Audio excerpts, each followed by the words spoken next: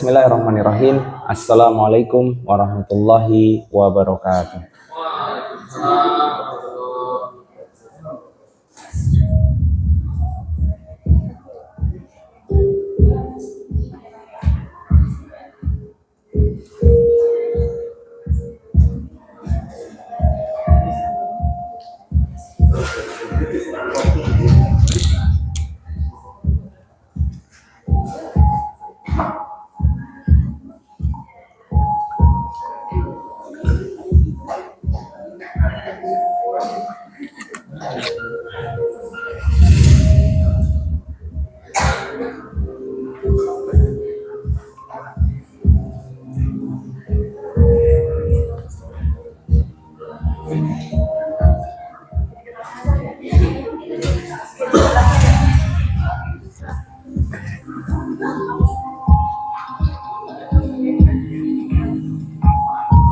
ألهمها فجورها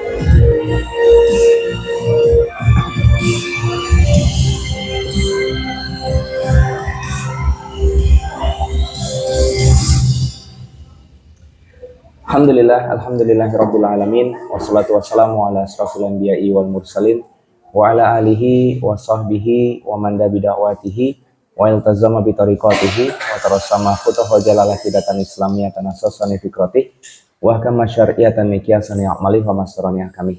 Asyhadu alla ilaha illallah wa asyhadu anna Muhammadan abduhu wa rasuluhu la nabiyya ba'dah. Alhamdulillah, segala puji syukur kehadirat Allah Subhanahu wa taala. Salat dan salam kita curahkan pada junjungan besar kita Nabi Allah Agung Muhammad sallallahu alaihi wasallam. Yang kita berharap semoga syafaat beliau tercurah atas keluarga, sahabat dan umatnya, termasuk di dalamnya adalah kita semuanya. Amin amin ya rabbal alamin.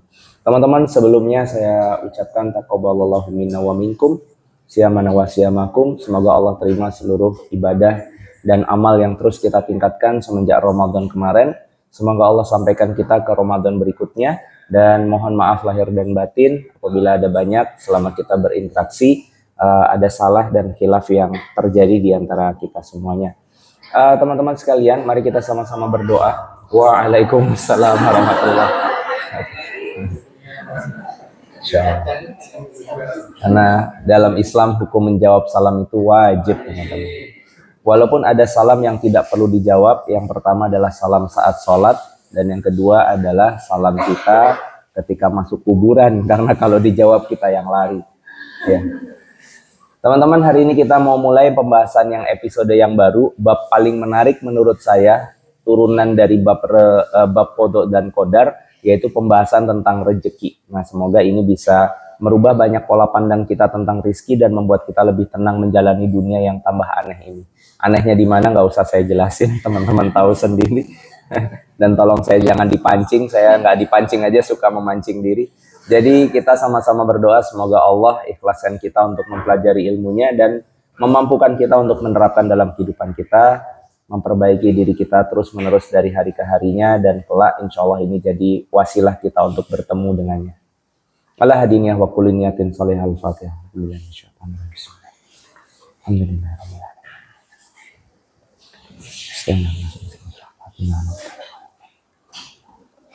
Amin amin ya rabbal alamin. Saya mau review sedikit pembahasan kita tentang qada dan qadar. Kemarin kita ngebahas panjang lebar, kalau nggak salah sampai 3 episode ya, 3 pekan kita ketemu. ngebahas tentang bagaimana cara dunia ini Allah buat bekerja. Karena kita kan sudah tahu ya, kita ini bukan dari bumi teman-teman. Kita ini ahlan wa sahlan. Kita ini adalah makhluk luar angkasa gitu. Entah di mana, tapi yang jelas kita tidak origin sedatang dari bumi. Yang teman-teman lihat ini, by the way, ini bukan Wimar Aditya. Ini adalah avatar yang Allah titipkan untuk Wimar pakai selama di dunia. Seriously teman-teman. Jadi yang kalian lihat setiap hari di cermin itu bukan diri kalian. Kalian sendiri adalah ruh yang Allah tiupkan dalam jasad itu untuk kalian pakai. Ilustrasinya ya kayak film Avatar udah paling benar. Tahu ya, bukan Airbender ya, bukan Aang ya, tapi Avatar yang warnanya biru itu loh. Nah itu kan ada conscious yang masuk ke makhluk tertentu gitu. Makanya teman-teman yang merasa hari ini dunia tidak tidak memihak kepada fisik yang teman-teman punya, yaitu cuma sementara. Paling cuma 60 tahun ada di dunia. Yakinlah, bentar lagi juga kita meninggal semua. Apalagi saya lihat di sini ada yang nggak beberapa lama lagi. Ya karena walaupun umur kalian sampai 80 juga nggak lama, kata Rasulullah, hidup itu sangat singkat. Jadi tenang aja, kalaulah kalian melihat fisik kalian ini mungkin di pandangan dunia tidak sempurna, sejatinya diri kita adalah pribadi yang sangat sempurna. Kelak nanti ketika dibangkitkan, insya Allah berkumpul kembali di surga. Makanya orang di surga itu nggak pernah ada yang bilang jelek sama orang lain. Ih pendek lu, kontet lu, pesek lu gitu, nggak ada. Illa kilang salamang salama, semuanya tidak berbicara kecuali pembicaraan yang baik-baik saja. Tidak ada hal buruk yang terbersit bagi para penghuni surga gitu. Kemarin kita ngebahas juga tentang peran manusia.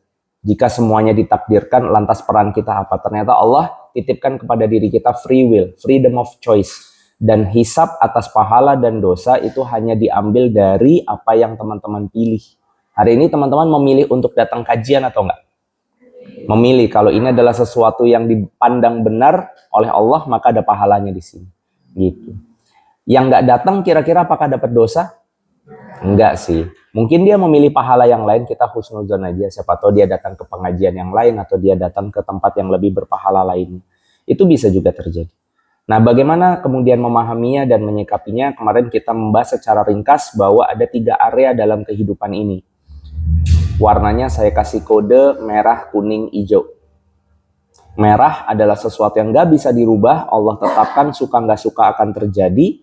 Hijau adalah sesuatu yang Allah catat dan hisab nanti di akhirat, sesuatu yang akan kita pertanggungjawabkan, kita harus konsekuen terhadap semua yang kita lakukan di dunia. Oh ya, by the way, saya punya materi baru, tapi belum saya masukkan ke slide, cuma ada di kepala saya, mau saya sampaikan nggak?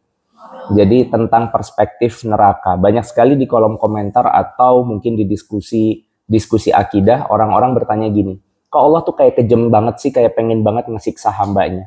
Saya ingin mendudukan teman-teman bahwa neraka itu bukan tempat manusia disiksa, tetapi neraka adalah tempat manusia menerima konsekuensi dari apa yang dia perbuat. Ini perspektif yang akan sangat merubah sudut pandang kita. Contoh ya, teman-teman di sini kerja ada aturan nggak? Nah, berangkat jam berapa? Berangkat jam 7.30. Gimana? Oh beda-beda. Ya udahlah ya, saya ngarang aja kalau gitu ya, kan banyak divisi. Katakanlah di sini saya ngarang aja nih ya, misalkan teman-teman harus masuk jam 7 dengan pakaian, mungkin peraturannya agak sedikit dibebaskan. Tapi pasti ada kodenya kan, iya nggak sih? Ada standar minimum. Karena kayak kalau saya belok tuh dari jalan, apa tuh yang ada ya yang dinamain Paragon juga kayaknya ya. Apa sih namanya? MRT itu. Oh, Terminal Transjakarta itu kalau udah belok ke sini set jalan gitu tuh saya pasti bisa ngamatin. Ini pasti karyawan Paragon. Ini pasti karyawan Paragon gitu. Karena bajunya tuh kayak ada standarnya, tapi saya nggak tahu standarnya apa sih. Bajunya beda-beda ya. Tapi kayaknya ini karyawan Paragon nih kayak gini-gini gitu. Nah, itu kan pasti ada ya. Nah, saya mau tanya, apakah kalian diharuskan masuk jam 7 itu adalah sebuah hukuman? Enggak, itu adalah konsekuensi. Kalau misalkan teman-teman terlambat dan kemudian tercatat dan seterusnya, terus ternyata ada pemotongan gaji, apakah pemotongan gaji itu adalah siksaan? Enggak, itu adalah konsekuensi. Nah, neraka itu harus teman-teman dudukan sebagai konsekuensi. Karena kalau neraka itu tidak ada, maka konsekuensinya Allah jadi nggak adil. Problematikanya di situ. Kayak ambil contoh ya, ada nggak sih orang yang bisa ngebunuh orang lebih dari satu? Bisa, ada orang yang bahkan dalam kisahnya membunuh 99 orang. Nanya sama ulama pada saat itu, ini zaman sebelum Rasulullah nih ceritanya. Orang ini nanya sama ulama pada masa itu, ternyata kata ulama kamu sudah tidak mungkin diampuni, nah ulamanya dibunuh biar genap 100 gitu.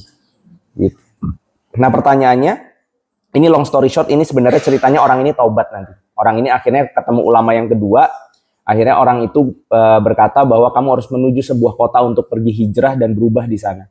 Nah di tengah perjalanan dia meninggal, malaikat maut sama malaikat rahmat itu ngerebutin ruhnya orang ini, memperebutkan apakah dia harus masuk surga atau masuk neraka. Ternyata argumennya jelas. Malaikat rahmat berkata bahwa orang ini harus masuk surga karena dia pergi untuk hijrah. Tapi malaikat azab itu berkata bahwa orang ini harus disiksa. Kenapa? Karena dia belum hijrah, dia baru berjalan menuju kota tempat dia hijrah. Maka setelah itu ditanyakan kepada Allah, Allah meminta malaikat itu untuk menghitung jarak antara titik dia berangkat dan titik dia sampai. Ternyata menang 1 langkah. Lebih dekat 1 langkah menuju kota tempat dia hijrah, maka dia diampuni dan dimasukkan ke dalam surga. Tapi, katakanlah di dunia ini ada orang kejam banget sampai membunuh 100 kali. Kira-kira kalau dia dihukum di dunia dengan hukuman mati, itu adil atau enggak? Jawabannya enggak, karena dia baru mati 1 kali. Sementara dia bunuh orang 100 kali.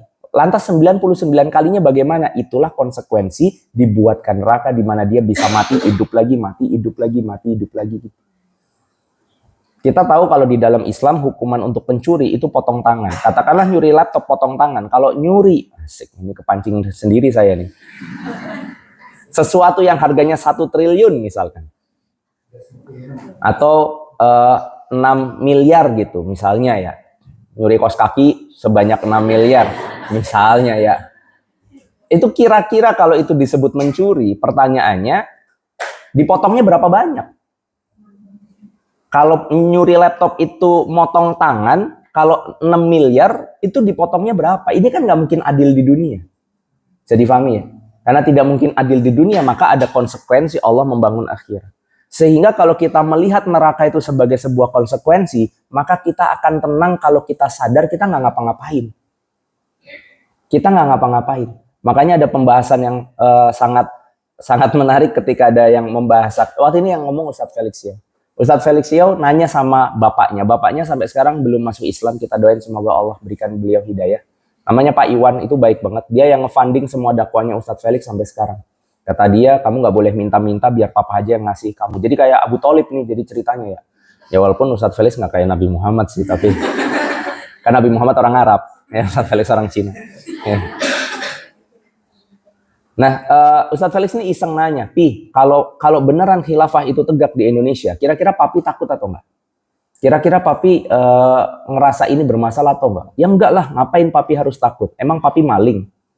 Yang takut harusnya maling dipotong tangan, yang takut harusnya pezina dicambuk, yang takut harusnya yang selingkuh bakal dirajam. Lah papi kagak ngapa-ngapain, ngerti nggak sih maksudnya? Jadi itu pun konsekuensi. Ya tidak lantas ketika Islam tegak maka semuanya dipotong tangan dong. Yang dipotong tangan adalah yang melakukan sesuatu dengan konsekuensi tersebut. Nah ini adalah konteks ketika kita mendudukan neraka adalah sebuah konsekuensi. Itu akan membuat kita kalau memang orang baik tenang. Nah kalau kita memang orang yang memang bermaksiat, nah itu jadi problem memang. Gitu. Oke, kita lanjutin lagi. Sementara kemudian untuk menghadapi semua ini, untuk menyikapi semua ini, Allah katakan la in syakartum la azidanakum, banyak-banyaklah bersyukur nanti Allah tambah nikmat buat kalian, wala in kafartum inna azabi lasyadid. Kalau nggak mau nanti Allah kasih azab yang pedih. Pedih bukan sekali lagi karena bentuk siksaan, tapi karena konsekuensi tidak mau bersyukur. Begitu. Nah, syukur itu gampang atau susah? Bersyukur itu mudah atau sulit? Apakah bersyukur itu hanya bisa dilakukan ketika kita mendapatkan rizki atau bisa atas apa yang ada? Nah, problematikanya adalah karena dunia ini mendorong kita untuk bergerak mengikuti tren, mengikuti produk-produk yang senantiasa di launching baru dan seterusnya. Orang kadang baru bisa mendudukan syukur ketika ada barang yang baru, ketika ada kondisi yang lebih menyenangkan. Tetapi tanpa sadar apapun yang sekarang kita punya sebetulnya itulah bagian yang bisa kita syukuri. Jadi syukur itu sebetulnya bisa dilakukan kapan saja sehingga happy is easy. Ini ada satu video cukup insightful buat saya. Ada orang dewasa dan anak-anak kecil yang diwawancarai dengan pertanyaan yang sama, tapi ternyata jawabannya berbeda. Mari kita lihat. Thanks for joining us. Thanks for having me. All right, let's do this. Team Theater, take one. Mark. So we've got one question that we want to ask you today. Okay, well, what's that question? The question is, if you could change one thing about your body, what would it be? Only one. I would change my forehead. I have a really big forehead. I'd like to be taller. The puffiness of my face. My ears. My big ears. Stretch marks after having a baby. A lot of times, like, kids would make fun of me, like, hey man, you got big ears, you got Dumbo over there, you know? Definitely my skin, because I've dealt with acne and eczema issues ever since I was a little kid. 我小时候，因为大家比较喜欢大眼睛的那种俚语，所以我就也希望自己眼睛能大一些。 Yo diría porque muchos dos caminan derecho y como que mi pie está un poco chueco. Nah, pertanyaan yang sama ditanyakan ke anak kecil yang ternyata jawabannya sangat berkebalikan.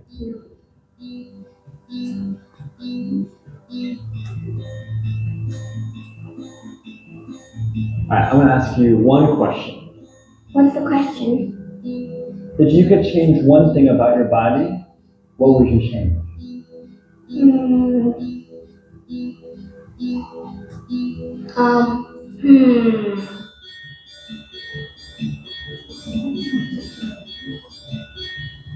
Probably like a sharp mouth. Probably either one.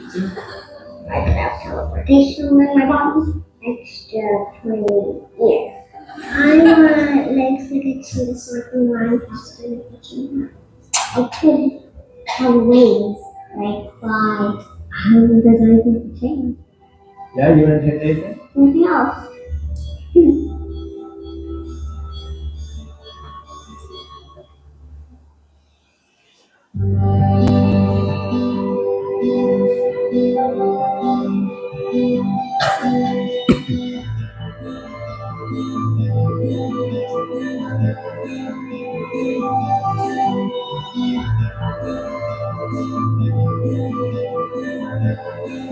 A lot of people obsess about getting older and about the wrinkles. I love my white hair. I loved it when it started turning white. It's one of those things, because I chose to stay this way, because it just wouldn't be me if I totally changed the way I look. Ada yang punya ide kenapa anak-anak jauh jawabannya dari yang dewasa?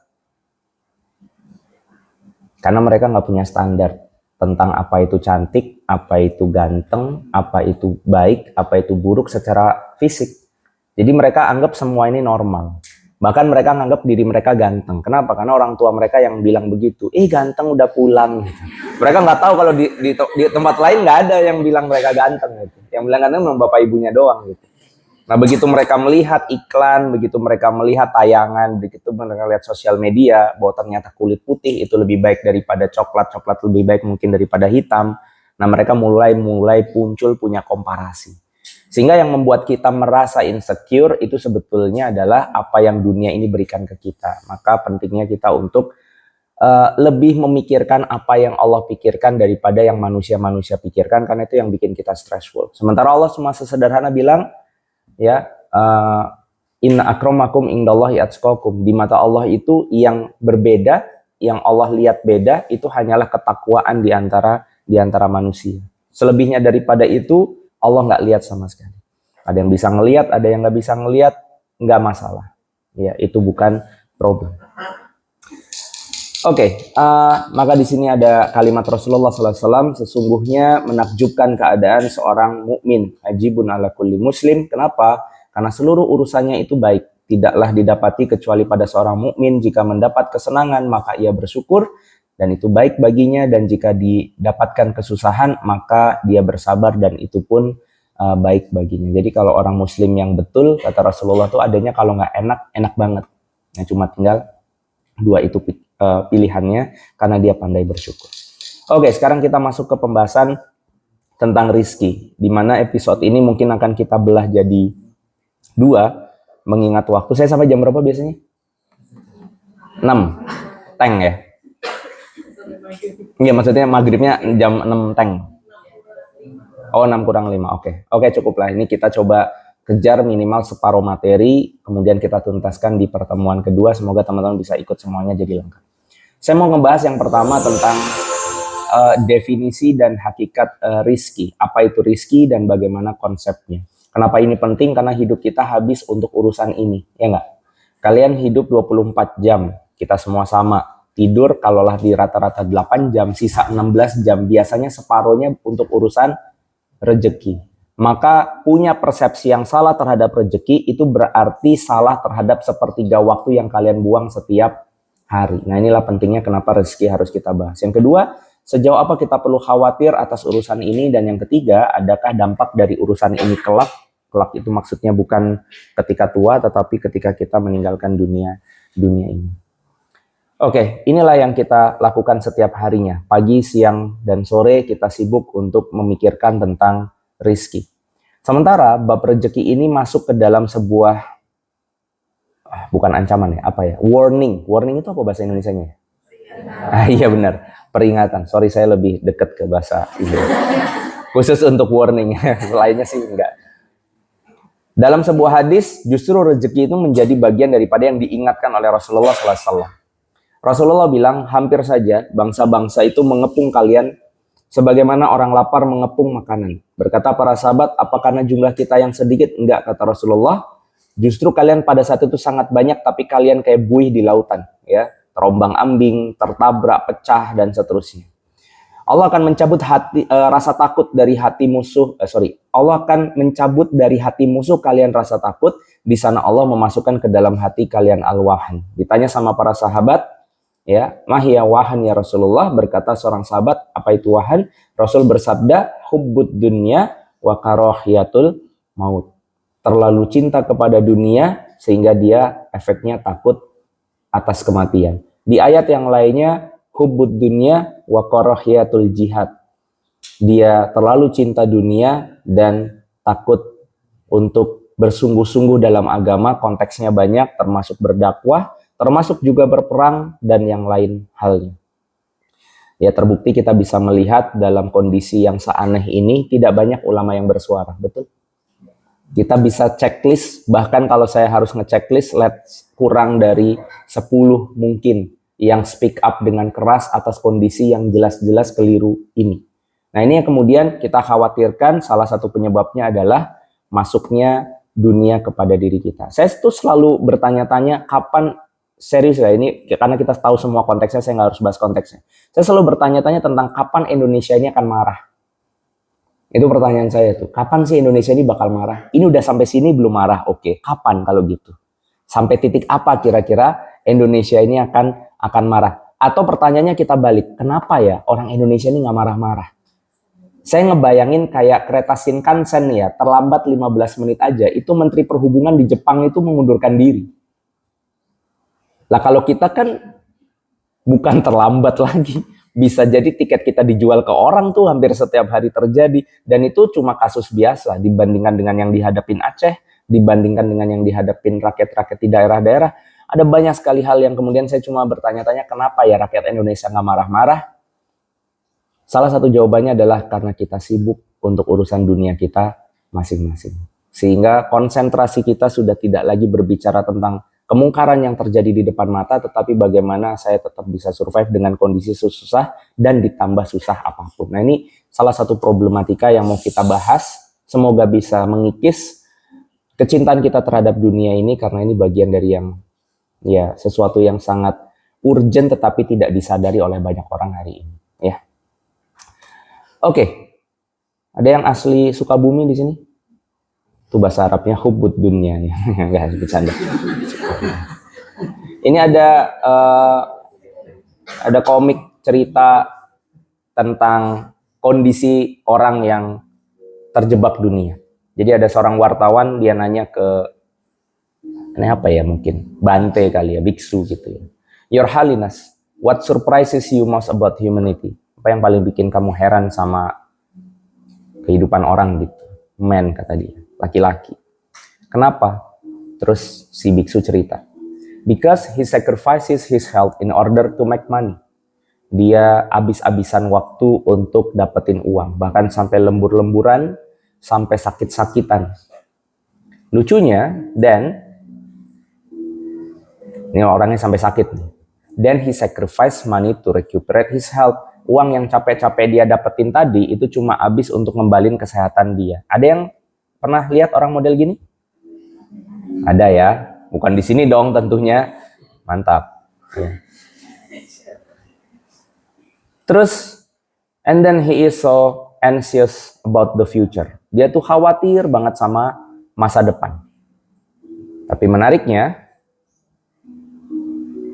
that he doesn't enjoy the present. Tapi hari ini tidak pernah nikmati. Anaknya minta apa? Temenin main basket, bapaknya bilang nggak bisa. Kalau bapak nemenin kamu terus main basket, bapak nggak bisa cari uang. Kalau bapak nggak bisa cari uang, bapak nggak bisa ngasih makan kamu, nggak bisa nyekolahin kamu. Kalau kamu nggak sekolah, kamu nggak bisa dapat ijazah. Kalau kamu nggak dapat ijazah, kamu nggak dapat kerja. Kalau kamu nggak dapat kerja, kamu nggak dapat uang. Nggak ada yang mau nikah sama kamu. Kamu nggak bakal punya anak. Dan kamu nggak bisa nyekolahin anak kamu untuk anak kamu bisa dapat ijazah. Untuk anak kamu bisa nikah. Nikah, punya anak, sehingga anaknya bisa dapat. Begitu dah pokoknya. Sampai hang. Gitu.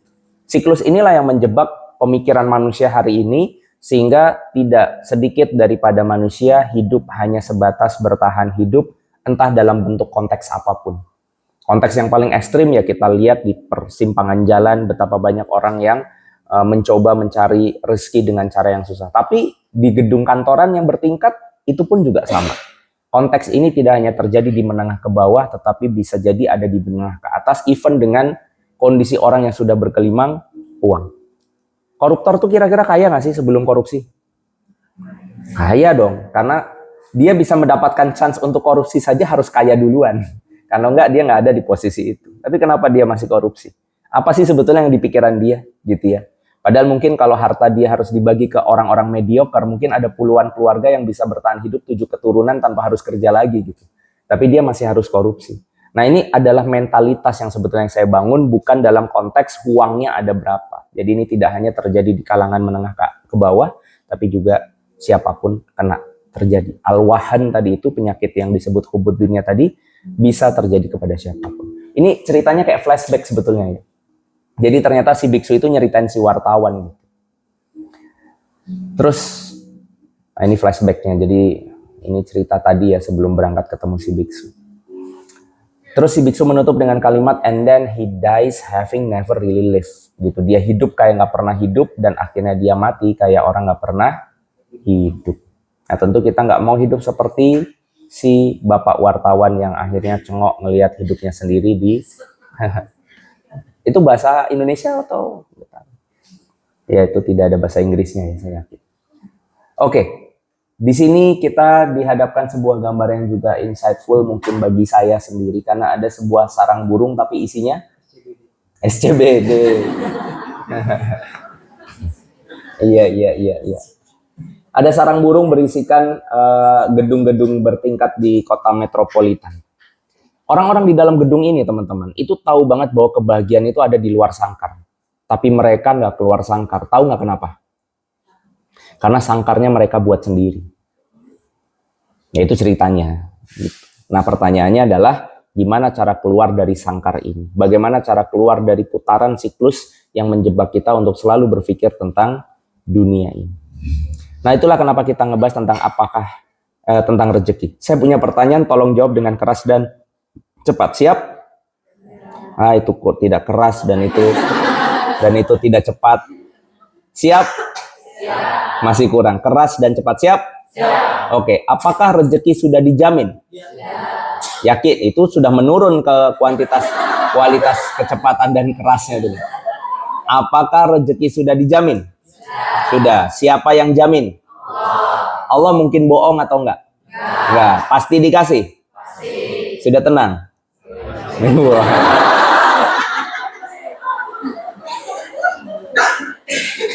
Nah, ini adalah problematika kita saat ini. Kita tahu betul bahwa rezeki itu minallah, datang dari Allah, dan setiap orang sudah ada jatahnya masing-masing, kan gitu ya kita mikirnya ya. Tapi kenapa kita masih hidup itu, kalau bahasa Jawa itu kemerungsung gitu.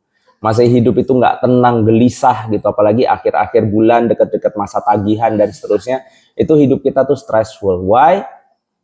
Di sini ada sebuah insight yang cukup menyeramkan sebetulnya. Nih ya, saya kasih analogi dulu. Misalnya saya mau traktir teman-teman makan di restoran paling enak di ini yang di mana sih? Ciledug. Enggak deh. Ini bukan SCBD. Mohon maaf, izin bukan ya. Ini masih. Oh, maksudnya nama Pesanggerahan. Oke. Wah, tapi saya yakin di Cipulir sini nggak ada yang mahal kayaknya. Wah. Oke, saya mau ngajak teman-teman makan di restoran paling mahal di SCBD. Ini contoh ya, bukan untuk ditagih. Pokoknya saya ajak teman-teman. Ini katakanlah ada orang 100 gitu ya. Dah yuk berangkat bareng. Sampai ke sana masuk ke restoran, ternyata satu menu itu bisa 1 juta gitu. Ini ngarang-ngarang sama saya aja nih. Satu menu 1 juta sama dessertnya apa segala rupa, minum punya satu orang habis 2 juta dah. Berarti kalau ada 100 orang saya traktir, saya harus keluar berapa kocek? 200 juta. Di situ kalian mulai gelisah nggak?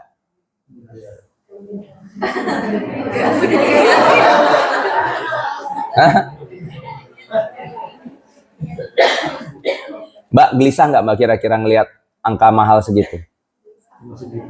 Pilihan cuma 2, gelisah tidak, ya atau tidak Mbak? Oh tidak? Wah luar biasa. Kenapa enggak? Oh karena oh berarti Mbak percaya saya mampu bayar. Padahal saya nggak percaya loh sama diri saya sendiri. Nah kalau misalkan Mbak gelisah, itu tandanya Mbak nggak percaya saya bisa bayar. Terdapat penghinaan dalam kata dalam sikap sikap gelisah tadi itu ya. Nah jadi di titik itu saya jadi menganalogikan kepada rizki yang sudah dijamin sama Allah. Kalau kalian dijaminnya sama Wimar ya, kita tahu kapasitas orang tuh ada batasnya. Siapa sih Wimar sampai berani naktir sekali duduk makan 200 juta gitu. Siapa yang mau percaya gitu. Itu cuma seorang Wimar gitu katakanlah, itu masih make sense. Tapi kan tadi kita bilang rezeki yang jamin siapa? Nah terus kenapa gelisah? Kan Allah yang jamin. Apakah ada di dalam hati kita terbersit rasa bahwa Allah tidak akan memberikan apa yang dia jatah? Waduh. Apakah ada terbersit di dalam hati kita tentang kapasitas dan kemampuan Allah untuk ngasih kita rezeki? Nah ini yang kemudian jadi problem ketika kita masih punya kegelisahan terkait rezeki. Kenapa bisa begitu? Karena rezeki itu adalah sesuatu yang sudah ditetapkan sama Allah, nih ayatnya. Ya. Ketika berbicara tentang rizki, ada dalam surat Az-Zariyat, Allah itu sampai bersumpah atas nama dirinya. Kata Allah, dan di langit terdapat sebab rizkimu dan terdapat apa yang dijanjikan kepadamu, maka demi Tuhan langit dan bumi. Ini kalimat siapa? Ini kalimat Allah, tapi Allah seakan-akan mention Tuhan langit dan bumi yang itu sebetulnya dirinya sendiri. Jadi maksudnya adalah demi aku. Demi aku sesungguhnya yang dijanjikan itu adalah sesuatu yang benar-benar akan diberikan. Ini kalau bahasa Jawa, tenang no hatimu gitu. Pasti tak kasih. Aku nggak mungkin bohong gitu. Seperti perkataan yang kamu ucapkan ini ditafsirkan oleh para ulama, maksudnya adalah effortless. Rizki itu kalau sudah ditakar untuk diberikan, untuk menggapai rizki dan menikmati itu tuh harusnya effortless. Dalam pembahasannya Ibnu Katsir, seperti rezeki itu didekatkan sampai jangkauan tangan. Teman-teman di sini ada resepsionis nggak? Misalkan ada yang jadi resepsionis, masih kebayang resepsionis desk, meja resepsionis.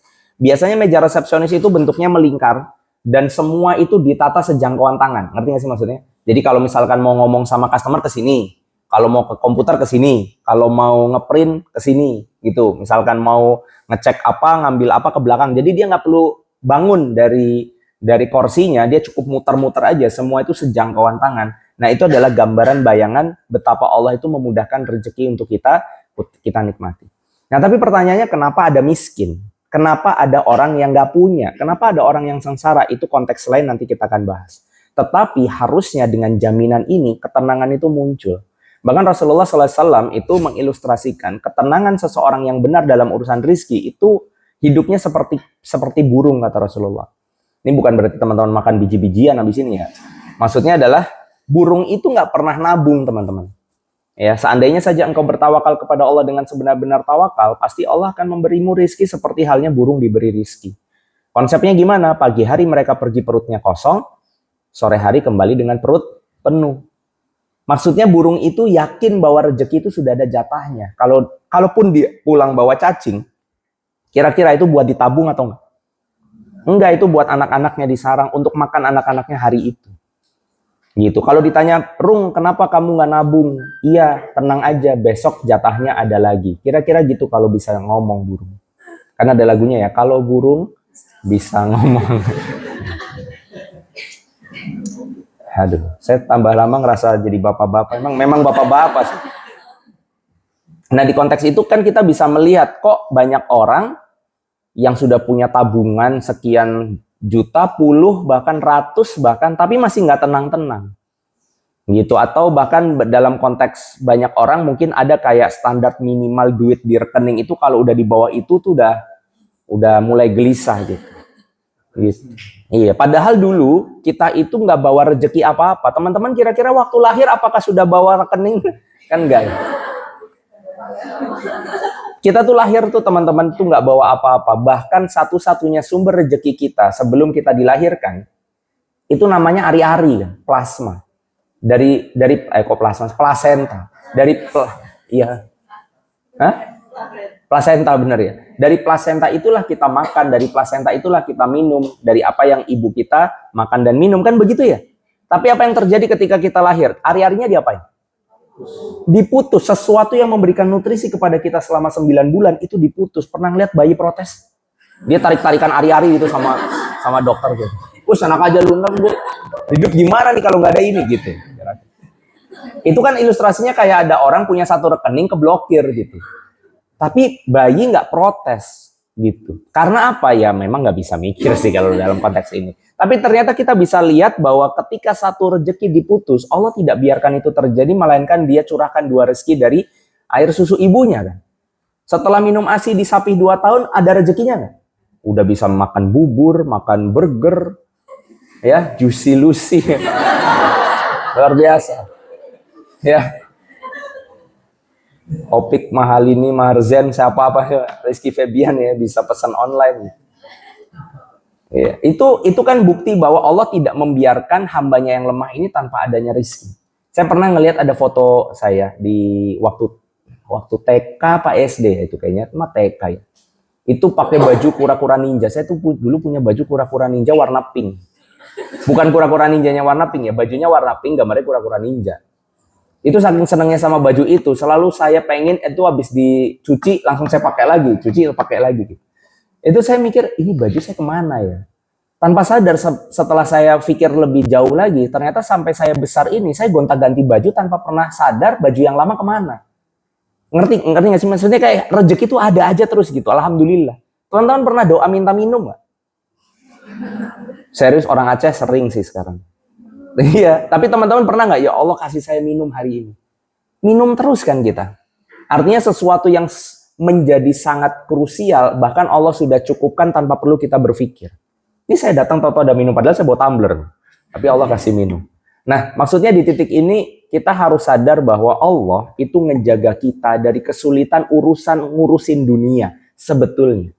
Saking dijaganya, kalimatnya Allah di dalam Al-Quran ketika menyandingkan malam itu siang. Malam itu disandingkan dengan siang, betul. Laki-laki disandingkannya dengan perempuan. Tapi begitu kaya, Allah katakan wa annahu huwa aghna, dan Allah lah yang menjadikan adanya kekayaan dan kecukupan. Jadi kalimatnya bukan kaya dan miskin, tapi kaya sama cukup. Terus kenapa ada kemiskinan kalau begitu? Nah, dalam konteks ini saya ingin menjelaskan udah 5 menit lagi kelar. Ini mah 3 episode nih kayaknya. Daripada buru-buru mendingan gimana? Iya, mendingan 3 episode ya. Saya mau cerita konteks kenapa muncul kemiskinan di dunia.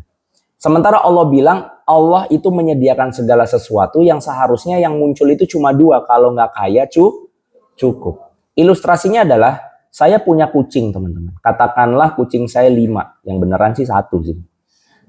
Tapi 1 aja luar biasa ya. Saya punya majikan 1 luar biasa, paling 5. Tapi katakanlah saya punya kucing 5 nih. Oke, satu kucing makan 200 gram palet makanan kucing. Berarti kalau sehari saya butuh berapa? Sekilo. Ini biar ngitungnya gampang aja ya. Berarti sehari saya butuh sekilo. Tiba-tiba saya sama istri saya butuh umroh. Katakanlah umroh 10 hari. Berarti saya harus nyediain berapa kilo? 10 kilo. Saya nggak nyediain 10 kilo. Saya taruh di rumah 20 kilo palet. Cukup nggak ditinggal 10 hari? Cukup harusnya. Terus saya udah bagi-bagi. Misalkan sekarang udah canggih tuh. Ada mesin yang muter sendiri itu kan. Keluar sendiri makanannya. Udah begitu dah pokoknya. Nanti buang airnya gimana? Enggak, kucing saya udah bisa nyerokin sendiri dia. Buang sendiri. Pokoknya saya sudah sediakan 20 kg palet kucing buat makanan kucing. Saya sama istri saya pergi umroh. Apa yang terjadi setelah pulang? Yang terjadi 3 kucing saya meninggal. Mati sih lebih tepatnya kalau kucing ya. 3 kucing saya mati dan 2 itu bergelimang palet kucing. Apa yang terjadi? Ternyata sesuatu yang sudah saya cukupkan kepada mereka, ya, ketika saya pergi saya sudah katakan kepada mereka, wahai 5 kucing saya, tidak akan sengsara kalian. Kalian itu kalau tidak bergelimang palet ya cukup. Saya udah bilang begitu sama mereka ini berlima. Pas saya pulang mati 3, ternyata dimonopoli 2 kucing. Pertanyaannya, apakah saya tidak mencukupi mereka? Saya mencukupi mereka. Tapi kenapa mereka kemudian kekurangan dan sengsara bahkan sampai ada yang mati? Karena mereka saling menzalimi satu dengan yang lain. Mereka memakan hak sesama mereka dengan cara yang batil. Itu yang kalimat Al-Quran juga sampaikan. Janganlah kalian makan harta sesama kalian dengan cara yang batil. Jadi sebetulnya harusnya ada orang miskin gak di dunia ini? Gak ada. Saya pernah iseng ngitung teman-teman. Iseng banget ini ngitungnya memang. Emas saja di Papua, itu kalau dibagi rata hasilnya. Oh enggak, emas itu kalau di Papua, ini kan sudah 3 gunung es nih. 3 gunung emas nih, kok es sih? Namanya Esbek soalnya. Esbek, Isbek, sama Westbek. Ada 3 gunung yang isinya emas di Papua. Satu udah kayak danau, satu udah hampir kayak danau, satu lagi dibikin kayak danau. Gitu. Itu dikelola Freeport sampai 2045 katanya. Perpanjangan waktu masa Megawati. Itu kalau emas yang didapat dari Papua itu separohnya dikembalikan ke pemerintah dan separohnya dibagi rata ke rakyat Indonesia, itu satu penduduk Indonesia minimal ngantongin duit 1 miliar ada. Ada teman-teman 1 miliar? Kalau ada pun nggak di kantong pasti. 1 miliar. Artinya ini baru cerita emas dibagi setengahnya rata ke seluruh penduduk Indonesia. Belum ngomongin botani laut, belum ngomongin hutan, belum ngomongin gas, belum ngomongin energi, belum ngomongin semuanya. Sehingga kalau kita kemudian harus bingung untuk memenuhi kebutuhan anggaran tahunan negara kita, itu nggak make sense. Tapi pertanyaannya kenapa kemudian ini terjadi? Kenapa kita susah? Karena 95% sahamnya dipegang sama Amerika. Itu dikirim ke Amerika, pulang jadi kertas. Jadi kertas dolar. Emas dikirim pulang jadi kertas. Di situ saya mikir, ini kapan kita marahnya? Tapi memang sabar-sabar semua orang Indonesia, Masya Allah. Nah ini yang harus kita dudukan bahwa Allah sebetulnya sudah menyediakan. Kita cuma tinggal mendistribusikan dengan adil dan kemudian yang kuat menjaga yang lemah. Selesai. Bagi saya pribadi untuk urusan ekonomi, bahkan dalam sistem ekonomi makro itu nggak butuh strategi penambahan devisa. Yang dibutuhkan adalah strategi pemerataan distribusi harta. Jadi tinggal siapa yang berani membagi dengan adil, bukan siapa yang pintar cari duit. Karena hartanya melimpah. Nah itu adalah cerita tentang miskin. Konteksnya demikian. Nah saya nggak tahu nih pertanyaan ini akan bisa terjawab hari ini atau enggak. Enggak ya. Berapa menit lagi? 2 menit lagi, mantap. Nah ini adalah pertanyaan besar yang insya Allah akan kita coba elaborasi di kesempatan berikutnya. Oke Ustadz, kalau memang betul rezeki itu minallah, rezeki itu dijamin, terus ngapain kita kerja di Paragon Ustadz? Tenang, saya tidak ingin kalian resign dari Paragon sehingga kajian besok sepi. Jadi tetap bekerja di sini sampai kalian bisa menjawab untuk apa kita harus ikhtiar. Karena poin untuk ikhtiar ini ternyata bukan untuk mendapatkan rizkinya, untuk menambah rizkinya, bahkan karena rizki sudah ditakar, lantas untuk apa kita harus ikhtiar? Nah, pembahasan tentang hakikat rizki itu akan kita mulai di kesempatan berikutnya. Dan kita akan coba sampaikan kepada teman-teman mindset terkait rizki agar kita bisa lepas dari penjara rezeki yang ternyata seringkali kita buat sendiri. Barakallahu li wa lakum fil Qur'anil azim. Semoga ada manfaat dan insight yang bisa teman-teman dapat. Kalau ada yang mau ditanyain, mumpung masih ada kesempatan, ahlan wa sahlan, dipersilakan. Assalamualaikum warahmatullahi wabarakatuh.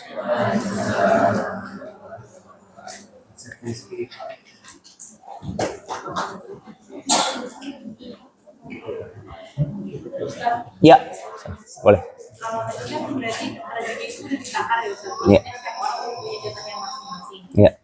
Tapi terus tadi kalau misalnya konsep kemiskinannya itu berarti ada selain tadi kucing ya Ustaz, ada Iya. kucing yang ngambil makanannya temennya. Iya. Sampai akhirnya kucing lainnya itu ada yang meninggal. Nah, apakah berarti jatah rezeki si kucing yang meninggal ini diambil sama kucing yang lain Ustaz? Maksudnya apakah itu bisa konsepnya seperti itu, dan apakah nanti ini enggak, si kucing ini enggak dapat rezekinya di dunia, akan nanti dapat di akhirat, kita tetap gimana sih Ustaz? Iya. Nah, itu yang tadi saya makanya mau bilang, banyak orang berpikir bahwa jatah yang sudah ditakar oleh Allah itu nggak bisa hilang.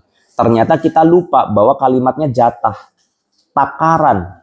Sementara kalau takarannya itu kemudian dizolimi dengan kemungkaran yang sangat masif dan besar, ya takaran itu jadi menyebabkan mizan atau takaran yang Allah sudah bikin itu jadi nggak seimbang. Gitu. Makanya di dalam surat Ar-Rahman ada kalimat, dan janganlah kalian mengacaukan timbangan yang sudah Allah buat. Berarti ada timbangan tapi bisa dikacaukan nggak? Bisa. Katakanlah begini ya, ini kalau kita ngomong kasus Aceh aja. Masuk akal nggak sih terjadi badai siklon tropis di ekuator, daerah ekuator atau khatulistiwa seperti yang ada di Aceh dan Medan? Jawabannya enggak, secara saintifik. Kenapa? Karena badai siklon tropis itu akan muncul ketika suhu dari lautan itu meningkat. Sementara ekuator itu suhu paling stabil di dunia. Tengah-tengah bumi itu suhu paling stabil. Tapi kenapa suhu ekuator kita meningkat? Karena hutannya tidak memproduksi oksigen sebanyak biasa. Kenapa hutannya tidak bisa memproduksi oksigen sebanyak biasanya? Karena tanaman hutan-hutan yang sangat heterogen tadi. Hah? Kenapa? Hah? Oh, jadi kesel. Oh iya, boleh. Karena tanaman hutan yang sangat heterogen tadi dengan tingkat penyerapan CO2 dan produksi oksigen yang sangat tinggi, itu cuma diganti dengan dua jenis tanaman, yaitu sawit sama eukaliptus. Jadi di daratan tingginya eukaliptus, di daratan lebih rendahnya itu sawit semua. Dan sawitnya itu semua. Nggak percaya kalian coba nih, makanya main agak jauh ya. Di Google Map aja mainnya. Coba kalian masuk ke Aceh, coba kalian geser-geser sawit semua tuh sepanjang kalian pengen. Setiap orang bahkan rumahnya isinya sawit. Jadi ini nggak kemudian menyalahkan siapapun, walaupun ada yang punya banyak banget sih. Cuma semuanya ditanemin sawit. Sementara sawit itu tingkat produksi oksigennya itu cuma sekitar 30% daripada standar hutan alami. Endingnya apa? Oksigennya rendah. Endingnya lautnya meningkat. Kemarin dikatakan meningkat 1, sekian persen. Kita bisa manasin laut, guys. Manasin air satu kompor aja kan biasa ya. Ini manasin laut ternyata manusia bisa. Gara-gara apa? Manusia merusak keseimbangan. Padahal bumi ini kalau nggak diapa-apain, nggak kenapa-napa. Coba kira-kira apa yang terjadi sama bumi kalau manusia nggak ada? Apakah mungkin badak bercula satu punah? Nggak mungkin. Apakah mungkin ada paus terdampar terus perutnya dibelek isinya sampah? Nggak mungkin. Ada kura-kura angkanya 8 kelilit rafia dia. Ada. Atau puluhan ribu hiu yang berenang tanpa sirip di Jepang. Ada tuh begitu? Nggak ada. Jadi kita yang merusak timbangannya Allah. Allahnya udah bikin stabil. Dirusak. Yang lucu, yang plot twistnya adalah yang merusak Khalifatul fil ardnya sendiri. Penjaga buminya sendiri. Kenapa? Karena kita nggak sadar kita itu yang jagain bumi harus. Tapi malah menjadi perusak bumi. Nah itu konteksnya demikian. Jadi ingat apa yang sudah ditetapkan Allah itu bentuknya jatah. Jatah bisa disabotase orang. Makanya kita harus berukhuwah, saling menjaga agar jatah itu tetap pada. Saya tuh dulu pernah ngeliat entah ini film pendek atau film beneran. Teman-teman ada yang tahu nggak film yang dia itu bagi makanan dari lantai atas sampai lantai bawah, fullnya di atas tapi yang di bawah akhirnya kelaparan. Apa ya? Tahu nggak? Yang The Platform. Oh ya udah itu. Saya percaya aja. Kayak film-film di penjara gitu. Jadi dia modelnya kayak di dungeon ya. Kayak di bawah tanah gitu kan. Jadi yang di atas itu makanan masih penuh, yang harusnya didistribusin di ke bawah, tapi karena yang di atas nggak cuma makan, tapi nyimpen makanan, akhirnya yang di bawah sengsara. Padahal makanannya cukup. Nah itu yang kita juga bisa lihat di Squid Game, kita bisa lihat di banyak hal, keserakahan manusia ketika dia merasa bahwa dirinya dia harus selamat, padahal jalan selamat itu adalah kalau kita memikirkan keselamatan semua orang. Nah itulah konteks rahmatan lil alamin sebetulnya. Ini kalau kita berbicara tentang konteks Rasulullah diturunkan sebagai rahmat bagi seluruh alam dalam konteks yang lebih luas lagi, itu adalah konteks untuk membuat semuanya bahagia. Tapi ternyata susah karena nggak semua orang pengen mikirin semua orang. Wallahu a'lam bishawab. Iya, udah selesai? Oke, kita akhiri dengan doa kifaratul majlis. Subhanakallahumma bihamdik, asyhadu alla ilaha illa anta astaghfiruka wa atubu ilaik. Assalamualaikum warahmatullahi wabarakatuh.